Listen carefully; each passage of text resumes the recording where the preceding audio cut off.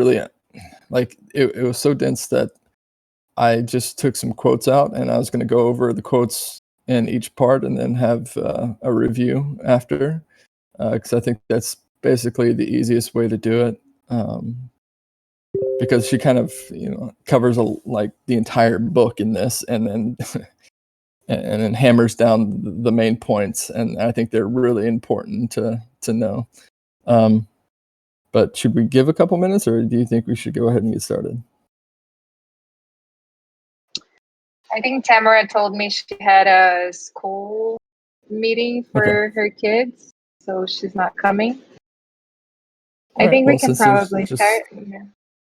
Yeah, since there's just four of us, we'll just keep it really casual and really by the book. So the first part is on the context of it, and so Ostrom illustrates the three models that she illustrated earlier by which public policy designers justify the use of government authorities to influence CPR settings. And that's the prisoner's dilemma, the tragedy of the commons, and the logic of collective action. And the overall assumption of these models describe the failure of appropriators to cooperate in order to achieve collective pursuits. And so what we see with the examples throughout this book are both the successes and the failures of CPR management. The failures are of appropriators in large-scale CPR settings who are unable to coordinate sustainable methods of management on their own. So these failures lead to CPR successes in which external government authorities facilitate these public-private institutions and other instruments to achieve collective benefits. Ostrom goes on to ask the question, while external government authorities are capable of solving large-scale CPR settings, are they necessary to solve small-scale CPR settings? And what she does in this is challenges the presumption that the three models mentioned above are universal in their application for analyzing CPR settings. Her argument is that these three models are very broad in their analysis, and they are useful for predicting behavior in large CPR settings, usually in scenarios where agents are incapable of communicating, everyone is acting independently, the costs of changing the system are high, and the effects of individual actions are not visible to themselves. So these are all huge issues and very broad strokes for providing a framework for analyzing CPR settings. So these models can successfully predict strategies and outcomes in fixed situations, approximating the initial conditions of the models, but they cannot predict outcomes outside of that range. And so what I think she means by this is that while these models are good at predicting strategies, behaviors, and outcomes of the agents in large CPR settings, simply because they're simple in their analytical structure, they're capable of making assumptions such as like communication is difficult or non-existent. I like to think of like climate change in that situation, that they are ill-equipped as a framework for analysis for the smaller scale CPR settings on a local level. In those settings, communication is easier, the resources are much closer, the impacts are much more visible, and things like monitoring and sanctions can be easily applied. So she's basically saying that these models should not be universal, but applied in situations where it is most useful. And I think that's really important to kind of place the right framework in the right setting, in the right situation. She goes on to say that public policies based on the notion that all CPR appropriators are helpless and must have rules imposed on them can destroy institutional capital that has been accumulated during years of experience in particular locations, as illustrated by the Nova Scotian fishery cases. So she's stating that applying the wrong model on the wrong CPR setting can do more harm than good. And she goes on to describe the problems in private public policy design and academia that allow for these models to be used in these wrong situations. And I think that's really important to highlight because during my master's program, I kind of studied, public administration and policy analysis. And this is exactly the problem that we have in public policies, that we take these strict models that are useful in certain situations, we apply that framework to the wrong situation, and they have detrimental or unexpected outcomes. And the last part, she says, we do not learn from these models what individuals will do when they have autonomy to craft their own institutions and infect each other's norms and perceived benefits, nor do we learn how the capacity of innovators to develop institutions that can lead them toward better rather than worse outcomes for themselves and others might be enhanced or inhibited by the structures of the institutional elements of the surrounding political regime.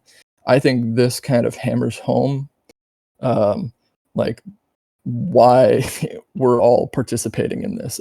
We all have this belief that, you know, that collective action can be achieved, especially on a local level, that doesn't need the influence or middleman of government or external agencies or authorities to actually achieve. And by doing this, we create more accountability and more trust within a decentralized structure. And I think this really is kind of the foundation for why we're here in the first place. And I really, that the last quote really, it hits at the heart of the motivation for what everyone is trying to do within this industry, especially for the public good. So this is the part of the section where I guess I'll just open it up to everybody else and see what you guys think about the first part. I just want to quickly tell Durgadas and Shui Garcia that the notes are governing the comments.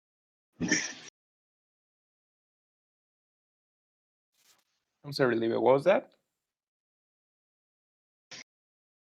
The notes document is in governing the comments. You can find on the top of this voice channel if you want to follow the notes. Thank you very much. And so I just threw out some quotes from the chapter, and basically because it's so dense, it's kind of just, I just wanted to read out the fine points, comment on them, and then have you guys comment after each section. So we just finished the first section, and I'll leave it open to comments.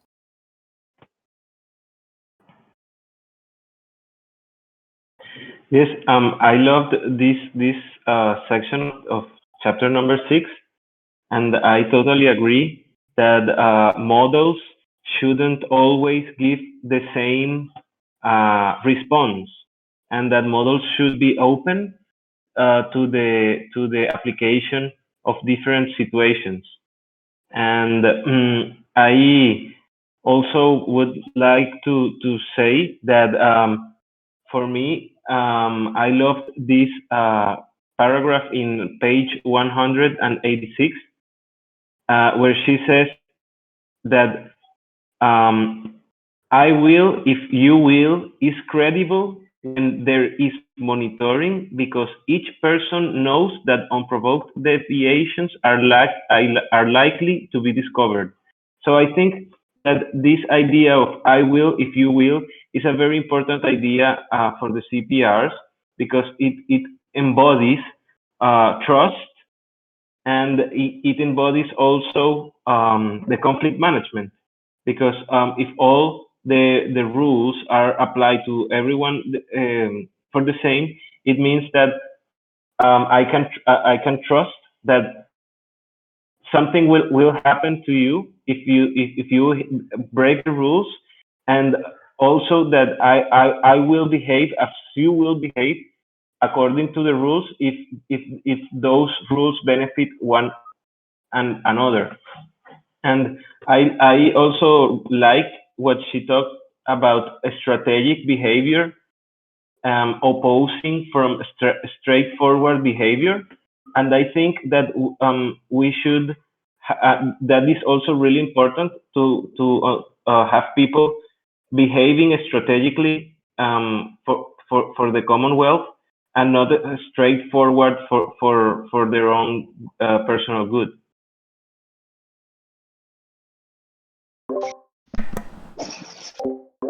I also love the idea of having predict the strategies, because if you think it before, then when it's happening, then you already have know how to act, and it creates trust in the community. Yeah, and I would say that the that idea about successfully predicting strategies is a trust creation method as well. And it's also true that setting expectations could also fall under this, right? So successfully predicting strategies is part of the dynamic of not only creation of trust but setting expectations in the group. I also like a little bit under what Juan mentioned, that she talks about the imposition of some sanctions reassures the rule breaker that deviations by others are also likely to be discovered. The way in which rules are enforced is forgiving of occasional lapses or errors. This is so beautiful, this understanding that the sanctions are a forgiving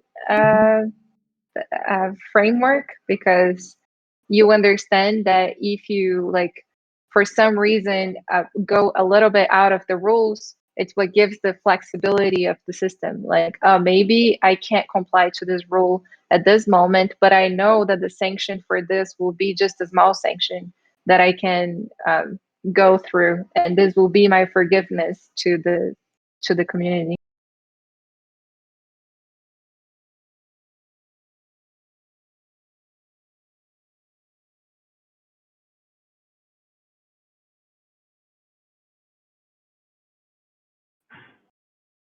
Continuing with what Livy was saying, then she says, monitoring and graduated sanctions are necessary to keep the rate of rule following high enough to avoid triggering a process in which higher rates of rule infractions fuel subsequent increases in rate of rule infractions.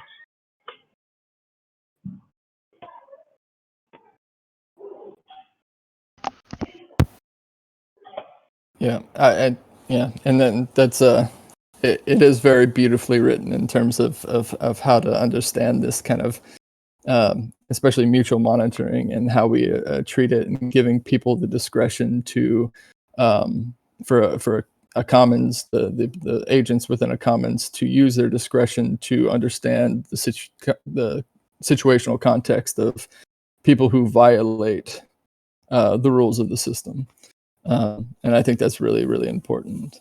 And so this is all described in part 2. And in this section, Ostrom presents us with the question, why is it that in some CPR settings, appropriators can supply themselves with new rules, gain voluntary compliance with those rules, and monitor others' conformance to those rules, and others cannot? Her answer was that agents who adopt contingent strategies rather than dominant ones do so in situations where the first 5 design principles that we covered many chapters ago are met. The first, defining access rights of appropriators. Second is credible commitments. Third, the ability to create new rules. Fourth and fifth, monitoring and issuing graduated sanctions. When she says, when individuals are presented with rules meeting these criteria, a safe, advantageous, and credible commitment can be made. The commitment is to follow the rules so long as 1, the most similarly situated individuals adopt the same commitment, and 2, the long-term expected net benefits to be achieved by this strategy are greater than long-term expected net benefits for individuals following short-term dominant strategies. She goes on to say, if more than the minimal level of rule breaking occurs, any individual following this contingent strategy can adjust his or her rate of rule conformance downward until the rule following behaviors of others returns to an acceptable level. This is basically what Juan was stating, the formal individual commitment, I will if you will. She places a lot of emphasis on the act of monitoring.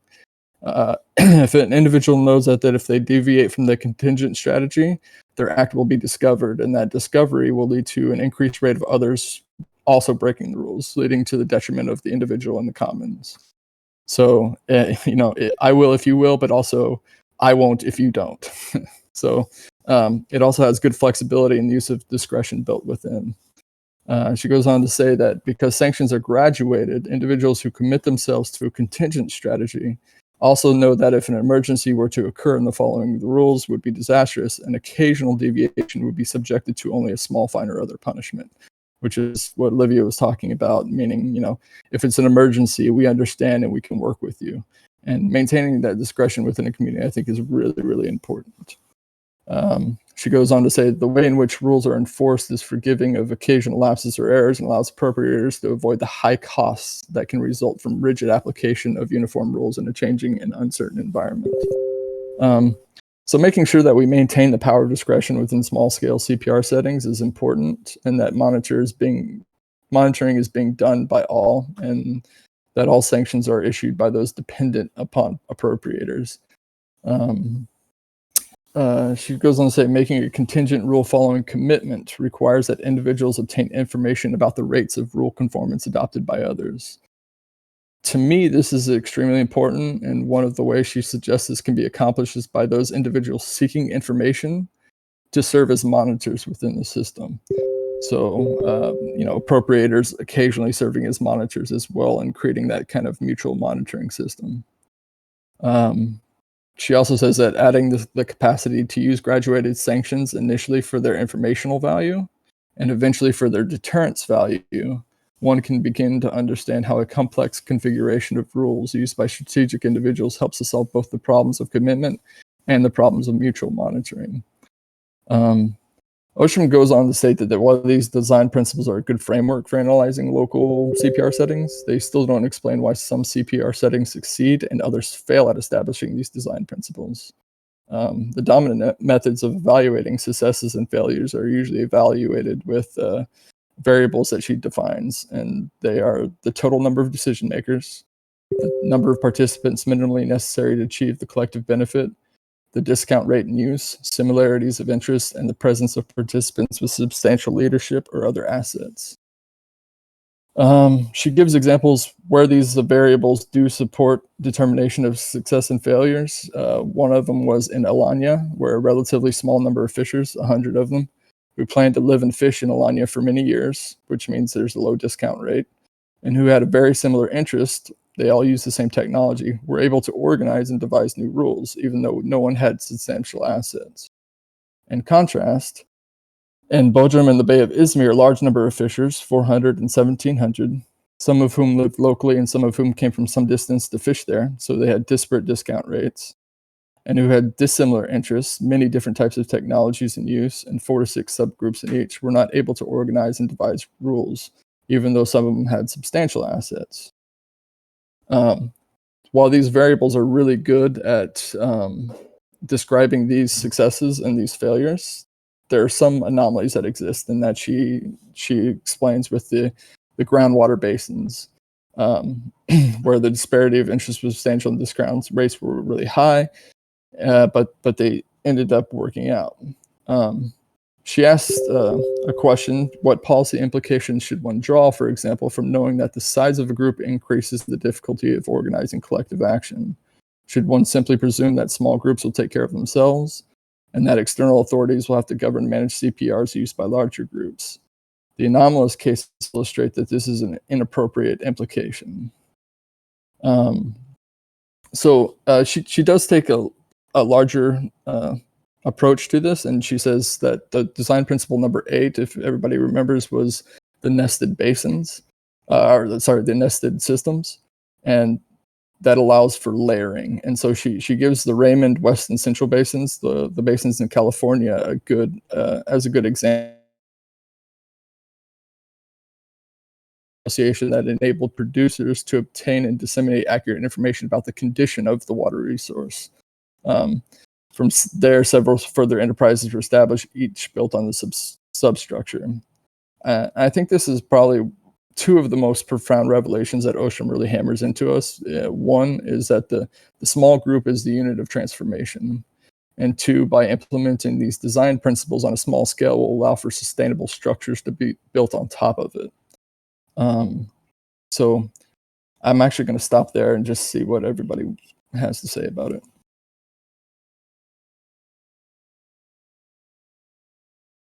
Yeah, this made me question a lot the ability of these principles to scale. Like, is there anybody that tried to implement them in a large environment and it worked?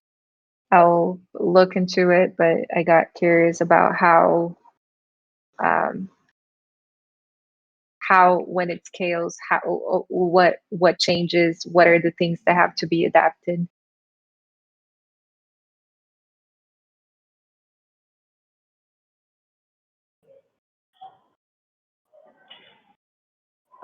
For me, I also noticed the same two ideas that you said before, and I love them. The one that the use of nested enterprises is previously organized in smaller units, and that small-scale institutions enable a group of individuals to build on the social capital thus created to solve larger problems with larger and more complex institutional agreements. So, yes, I am thinking that maybe in our scope for having a very large CPR setting, maybe it would be good to have like a group of smaller institutions that can be nested, so that the governance structure is not just one and rigid structure, but it's like a nesting of small institutions with a lot of management margin of between each another.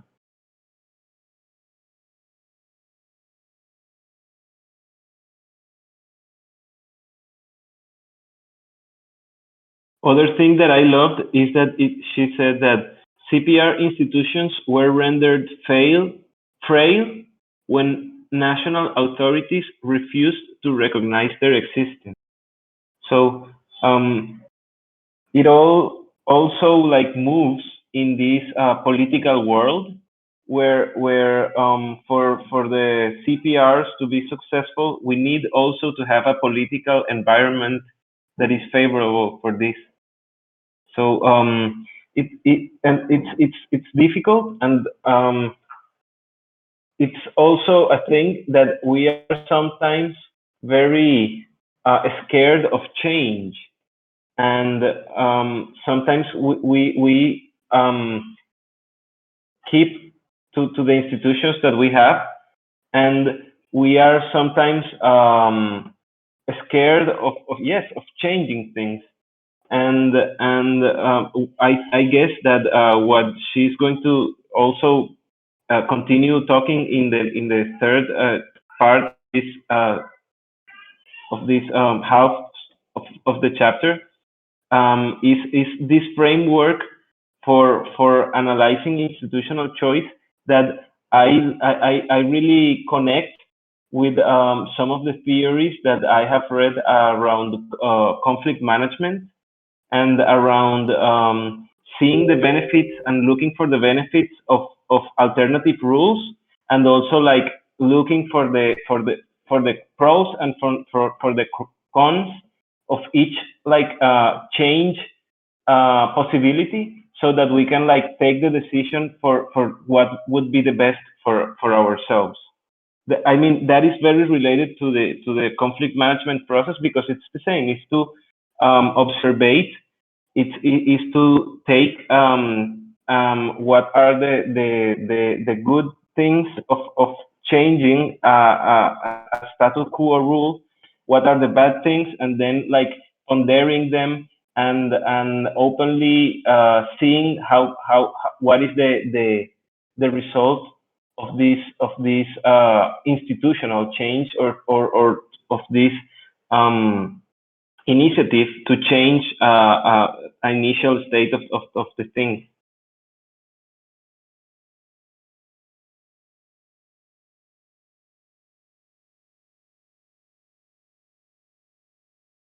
Yeah, I think it's cool in that sense, from what you're bringing, that she talks about how information about what are the status quo rules before wanting to change to new rules are so important, because you need to understand the variables of the system, and that's why previous systems, or the ones she talks in chapter 1, that are the prisoner's dilemma, and the tragedy of the commons, that they are assuming we have one type of framework that will work for all of the institutions.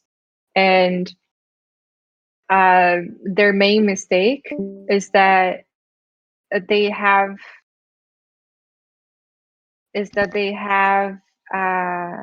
variables equal to a constant. So instead of having variables, they just assume is a constant, and they don't look into all of the points that need to be examined to understand what type of system that is, and that's why they fail and they get narrow. So yeah, information to create new institutions. Can I say something about that? If Please. any of you guys have seen,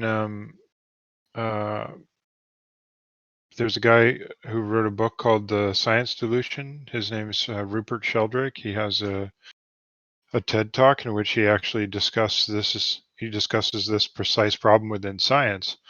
And it's really, really interesting to look at from the lens of the specific aspect of things.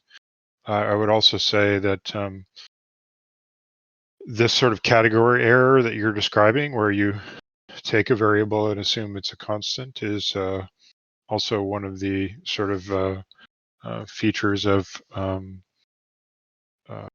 the mean green meme, which exists within spiral dynamics, and also is one of the sort of divided ways of thinking. If you've seen my talk on decolonization, so all of those things I thought of when you were talking about that. And it's also true that everything that I've read from Ostrom assumes a very it's like a forensic breakdown of the problems of colonization in many ways. So that's all I have to say about that. Yeah, and it's interesting because, like, from a policy perspective, when you have public policy designers, that having a framework like that for analysis, where you have one variable and you assume all of these constants, is that they provide pretty good, predictions for behaviors and outcomes on a broader scale. But to make those assumptions on a smaller scale, like Ostrom is describing, it's really, like I said before, it's very difficult to apply those sames and have the prediction of outcomes and behaviors and strategies of individuals within a local system, because, while we have trouble organizing around climate change, for example, it's a lot easier to organize around our local water source. We have good communication with people. We understand the different appropriators, while, with climate change, like, I can't control what, companies in China are doing in terms of their input to that. And I think that's really important to hammer home, is that, finding the right framework for small scale CPR settings is really important. And she says, instead of using these, the prisoner's dilemma, the tragedy, the commons, the logic of collective action, and applying it to small scale, rather applying the design principles that she illustrated earlier, is a far better way to create a framework for small scale CPR settings. And she goes on to say that, while we can look at the ways that the successes of small scale CPR settings do really well, we also need to look at why small scale CPR settings fail. And she gives an example in Newfoundland, where small groups of local fishers have been able to devise and maintain their own rules, but those CPR institutions were rendered frail when national authorities refused to recognize their existence. So basically, you have these small scale institutions that are created on a local level, are being nested within large or incompetent / weak political regimes that render them useless. And so we have to take into account of the political structure around these local CPR settings, as well as the broad stroke policies that are being implemented by them. She says Can I that on the mention basis. something about that? Yeah, please go ahead. And I will point out that a lot of the stuff that we've been talking about around anti-fragile in the gravity group around Taleb's work and everything, anti-fragility. That work is actually specifically being used in exactly the way you just mentioned, as a way to disempower local communities on a national scale. And one of the best examples of this is that's basically Steve Bannon's entire philosophy is to implement this anti-fragile approach in precisely the way that you just described, except to like weaponize it basically against local populations. So it's I just wanted to mention that there is a flip side to that anti-fragile approach, and it applies in precisely this manner. So that's all I have to say. Yeah, and no, that's a perfect example because Bannon and that entire group, they're bent on kind of deconstructing the administrative state in terms of these agencies that are differentiated for the local functions and disempowering them basically, and making more centralized authoritarian control from the executive branch. And so like I see that correlation, and I think that's a really hard problem to solve because these broad frameworks that we apply are very useful in terms of devising policy. Like taking design principles for small scale CPRs, I can't really make public policy out of that because there's too many variables, there are not enough constants. And so if I were to create a public policy around the management of that, it's very difficult from a centralized government perspective to actually do that. So instead, I make these sweeping broad categorizations to the detriment of local institutions that have been created over long periods of time. And I think that's kind of what she's hammering away throughout this first half. That's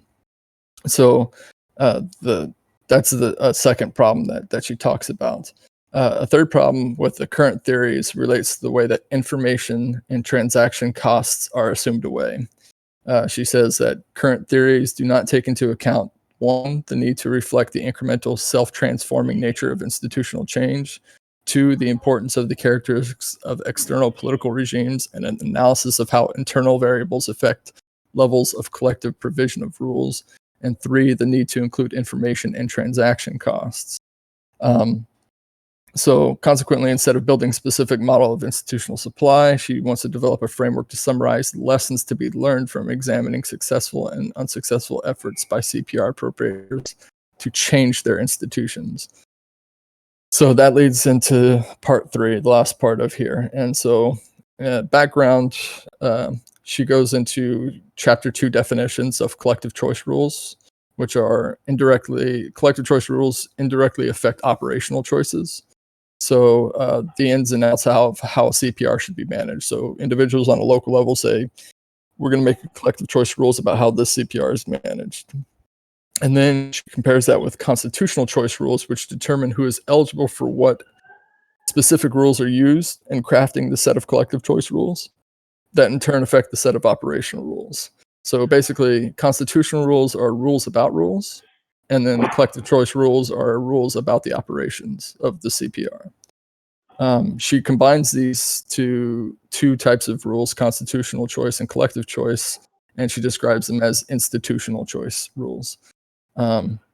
She goes on to say that decisions made in collective choice situations directly affect operational situations. That's what I said just now. Legislative and judicial models protecting rights of free speech, property, etc. So Ostrom describes the general conception of rational action places most of the explanatory weight on situational variables rather than assumptions made about the internal calculation process. So as you can see with the chart within the notes, the first chart is the chapter 2, where she describes the external world, the internal world, and the expected benefits versus costs, determining the choice of individual strategies. And then within this chapter, she puts in the chart about what influences the internal world. What about the external world influences the internal world? And that's information about shared norms and other opportunities, information about the benefits of proposed rules, and information about costs of transforming, monitoring, and enforcing alternative rules. And so there's a lot of important aspects to these charts, and how an individual evaluates the expected benefits compared from like what type of choices they have, whether it's institutional, whether it's collective or constitutional, and a lot of that is information gathering. And so I'm gonna open it up right here just to talk about the chart, and then we'll go ahead and finish after that.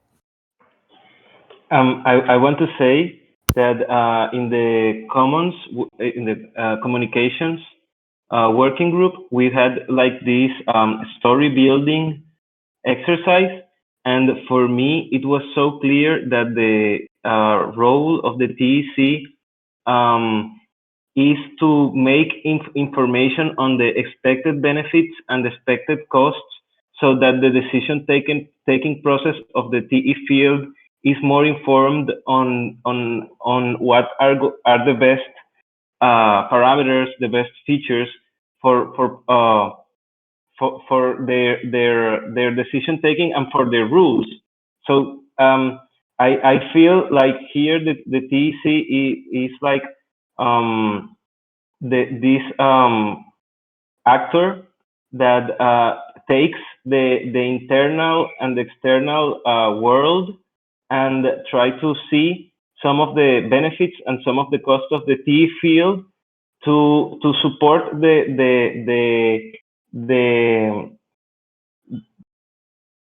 strengthening of the TE field itself by taking the decisions, the best decisions they can, and that can be like changing the status quo rules or retaining them, or like giving them information on what are the variables that should be taken into account and sometimes are not taken into account into this decision-taking process of entering in the TE field.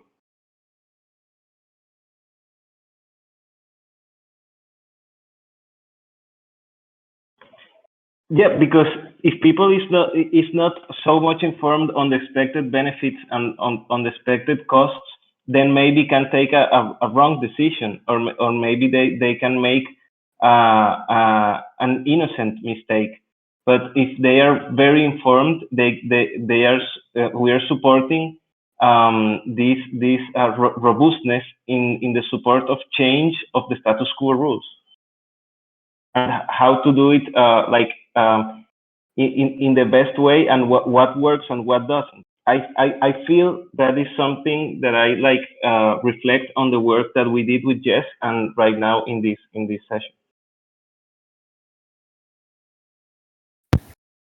Yeah, I think it's really difficult to evaluate the individual's perceptions on the benefits and costs of current operational rules and structures that we have implemented, especially if you wanted to apply that to the TEC, because everybody's coming from a different perspective. Griff, who probably does a lot of dev work, he has an understanding of the costs and benefits compared to, say, somebody like Olivia, maybe, I don't know, who's very concerned about processes and soft gov and understanding it from that perspective. And so the individual motive for changing the status quo is going to be vastly different, and the support for changing operational rules is going to be based on how many people are in similar situations. So I would very much be considered probably in the same, worldview and perception of the cost and benefit analysis that Olivia is, rather than what Griff would be, because we're dealing with different problems and different, aspects of the entire CPR or the common setting. And so I think that's really something to take into consideration when evaluating. I think this is related with the what is the name of the discount rate, right? I don't know if I had like a full understanding of what the discount rate is, but I felt like it has something to do with this, with the gaps of interests between individuals that participate in the same CPR. So if there is a huge gap, the discount rates will be very high, I think, and it will be harder to find a common interest where where the benefits would be clear for everyone. Like, what are the benefits of the CPR, instead of going for an individual behavior. So I don't know if you guys have thoughts on the discount rate, that it wasn't so clear for me. Yeah, from what I understood, that discount rates is more like the cost. It's a cost benefit on an individual level or a group with similar interests over a long period of time. And so, the benefits for let's say a developer within the TEC is going to be a lot more than somebody who's not in development, because the tools that they're building are basically being able to be used in other situations for them, rather than I can't really use those tools, but they're tools being used by others. So the discount rate for me is not very high, whether it is for a developer who can reuse the tools that he's actually building. However, I have my own benefits where I'm understanding SoftGov, and I'm understanding the processes involved of running a community. And so to me, those reduce, the discount rate that I'm getting for this. And so I think it all comes back to an individual perspective on what the cost benefit analysis of that system is. Okay, thanks. Yeah, that makes a lot of sense. It's basically I may be how... wrong, but I perceived it in that. Yeah, no, I think it's right, because it's how it has to do with one of the problems of the tragedy of the commons, that how long are you invested in something to not take all the resources as quick as possible, because you just care about that short-term investment, and you're not caring about the long-term development of the... Yeah, because my benefits, I can say, oh man, at some point I've learned all I can from this, and I'll move on, and I'm no longer participating. So my discount rate is based on that level of what I'm absorbing from it versus what I'm putting in. I also want to highlight the 5 questions that she writes in page 196, because the other day that it was the lab session with YGG, and he was showing his modeling on the params, and how if we change the params, the whole graph changes. I think it's very related to these questions, like what are the predicted average flows and the predicted values of resource units in the future under a proposed set of rules as compared with the status quo rules. Like, he was putting different rules and modeling how were going to be the results under different rules, and how variable is the flow of resource units expected to be under a proposed set of rules as compared with status quo rules. What quality differences will occur under a proposed set of rules? How long is the resource itself likely to generate resource units under a proposed set of rules? Will conflict be reduced, stay the same, or increase under a proposed set of rules? I think this is very related to what we are doing, like your economy, your choice. We are modeling what are the best rules that suit for us, and making information for people to choose the best rules and to be informated on what would be the outcomes of certain rules over another one. So I think this is amazing, and I loved what he did in the last lab session. I just saw it yesterday, and while reading the book, I find it so important.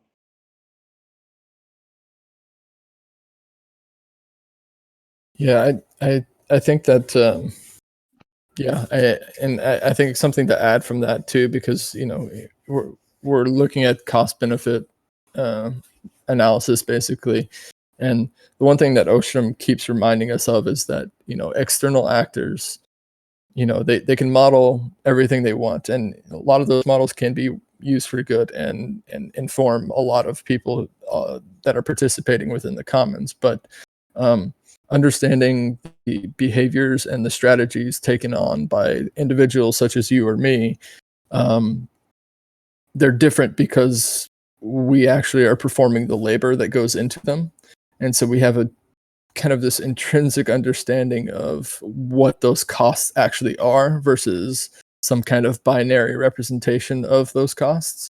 And so, you may not see the work that Olivia puts in behind the scenes or Juan puts in behind the scenes to, facilitate these conversations or to facilitate what happens within the community. But those things happen. And because of that, you guys have a different understanding of the costs compared to anything a model can provide.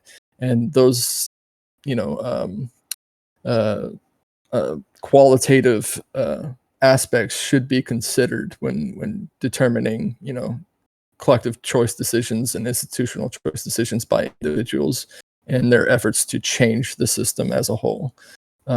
Because on the small scale, you want people to be able to have that power to change the institutional norms of their commons and not be, hammered down by models or what external agents think is happening within the system. Can I point out something just computationally that has relevance to this? It seems to me is convolutional neural networks, right? So convolutional neural networks sort of create sort of a benefit in the sense that they can still allow for a lot of complexity underneath them, but then you can sort of stack up all of those things and then arrive at kind of a summary number on top. So depending on how you would implement something like that from a policy standpoint, right? I'm just thinking about how the various matrices that kind of stack up inside of the stuff which is being convolved. That could abstractly represent the sort of values of a given community or something, but that would be sort of represented by this summary number, which would change depending on what the stuff that you've implemented at the sort of convol level would be. So just because I'm speaking to a group of programmers who might understand the underlying math of that, I thought I would just mention it.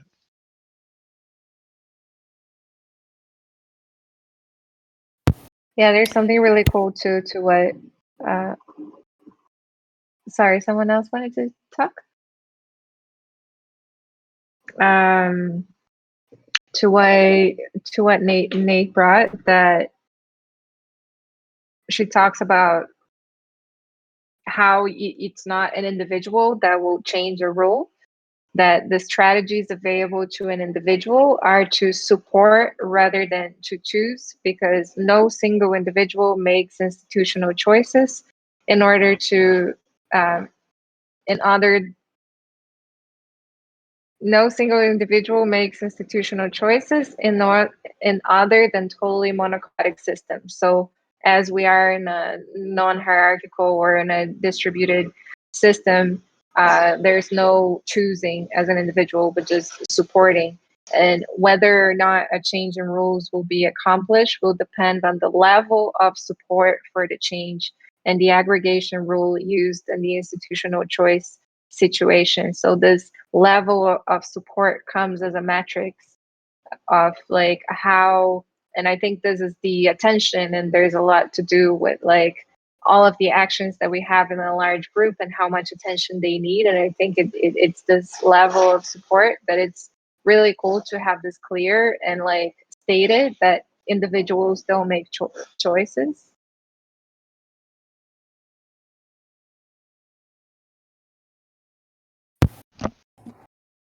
I have to say that statement's a bit counterintuitive.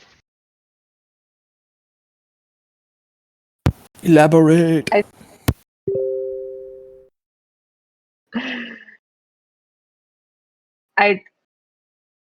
Yeah, as I said it, I think it has a context. I mean, in a context of an organization, I don't think individuals make individual choices that will affect the collective in terms of supplying institutions. So one person cannot change a rule.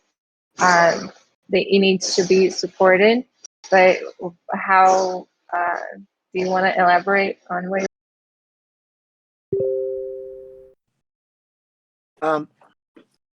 If I can just jump in, I mean, I was thinking it really depends on how accountable, how much accountability, transparency you've built into that organization. I think when you don't have very accountable organizations, you will absolutely see either the appearance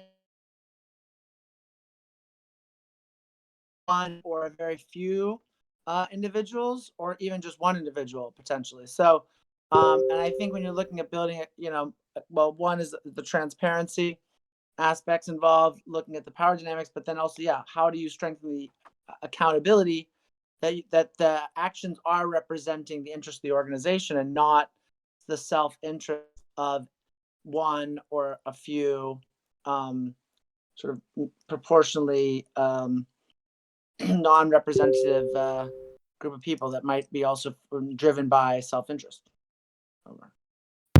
Yeah, I agree with what you just said, but I also think that there's no way to avoid that, really. I think that's something that you have to take into account, because there are going to be people who try to game the system or try to, an individual saying, okay, I want to influence this organization, and I can, start coalition building and build support for this type of institutional change.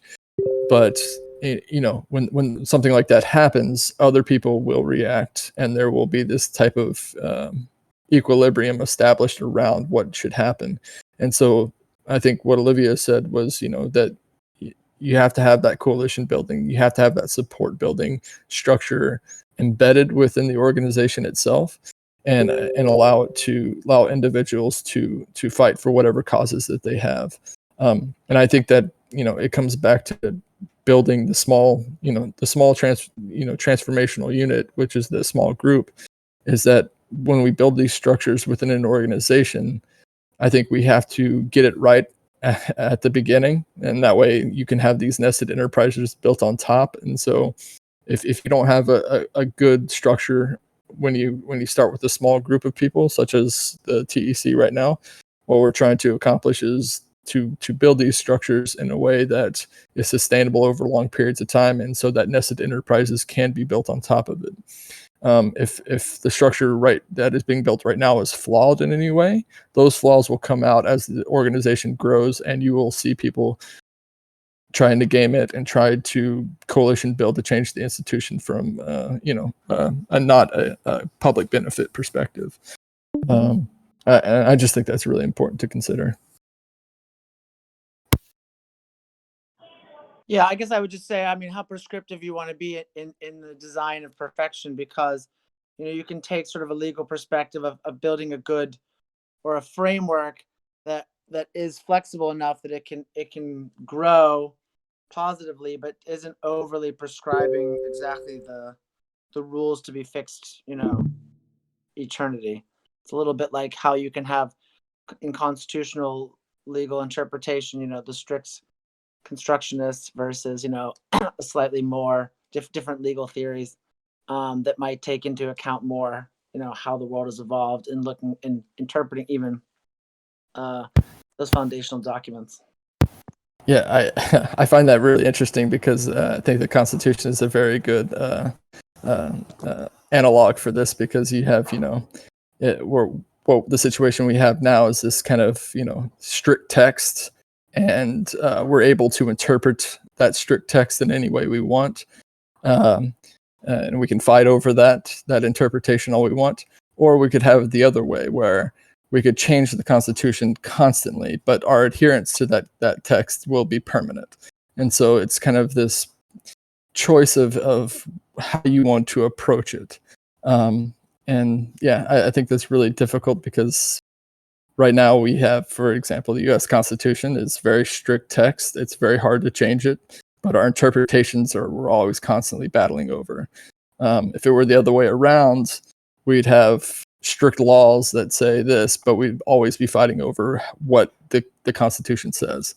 And I think that's really hard to establish when we apply that to organizations, because the rules that we set within the organization, we can either have strict rules and interpret how we administer those rules or enforce those rules or adjudicate those rules, or we can have flexible rulemaking and strict adherence to them. And so I think it kind of scales both ways, but there are pros and cons to each. I'd like to point out that sorry, I'm sorry, Durgadas. We are on the top of the hour. I'm so sorry to interrupt the conversation. I'll do the pen raffling. Today it has if you been guys good. have the energy and want to continue the conversation, you can do so. I just want to respect everyone's time, and sorry we're a bit late.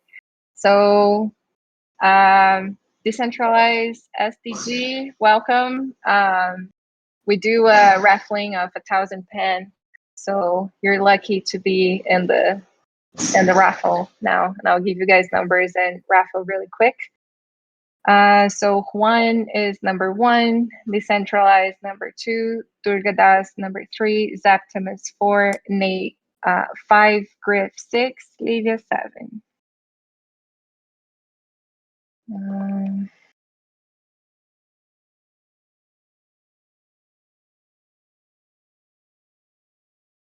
Shuffling number 2.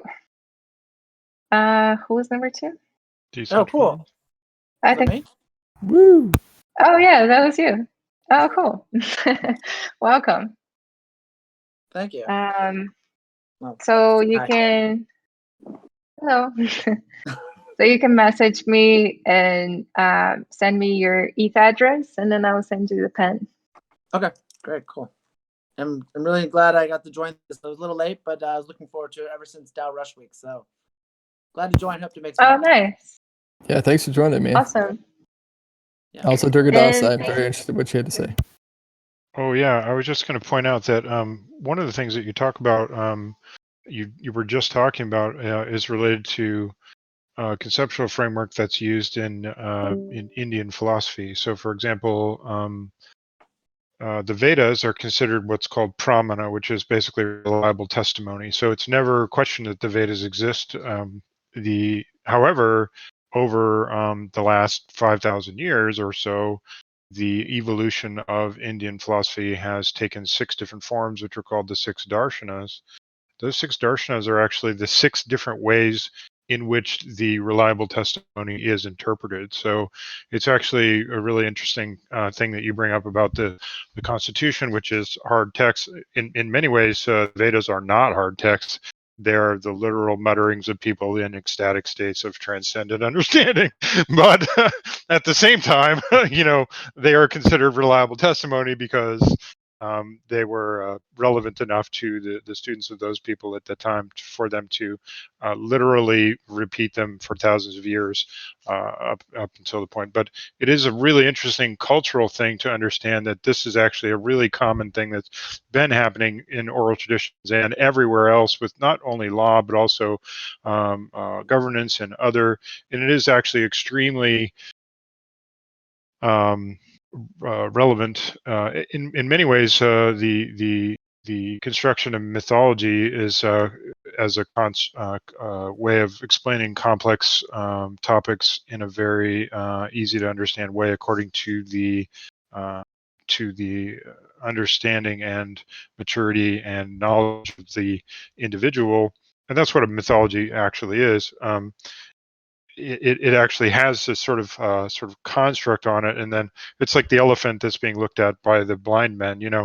There is this actual thing, but then there are many sort of perspectives on it, and I think that is a very human, constant sort of thing to do. So I think if we're setting out governance systems and systems of enforcement and enabling kind of working in these pairs, it is a tensegrity system, like the human body is a tensegrity system. It maintains itself through tension.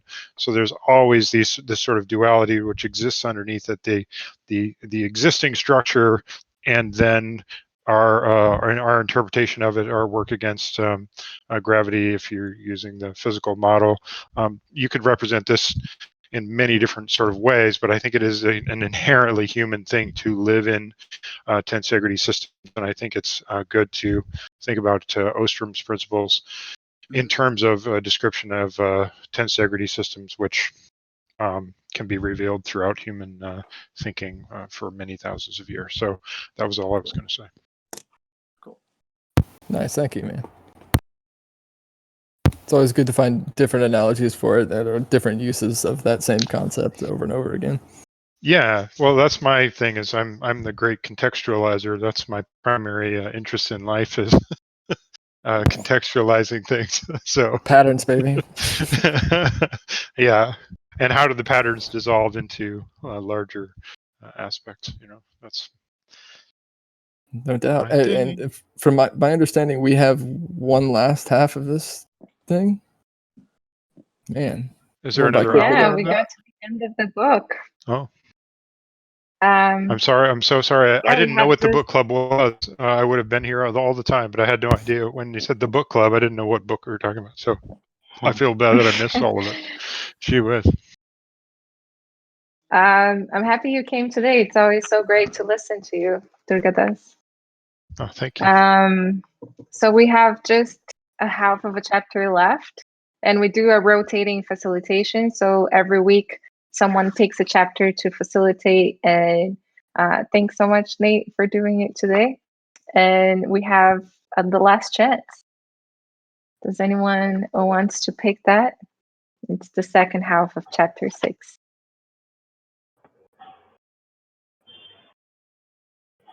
I can pick it. Or I don't know if decentralized SDG wanted to pick it. No. I would have to start from the beginning. So I think I just was. Okay, I can do it. Yeah. Nice. Finish it off strong. Okay, awesome. It's been an amazing experience to read this book with you guys. Yeah, same. Been really amazing. And this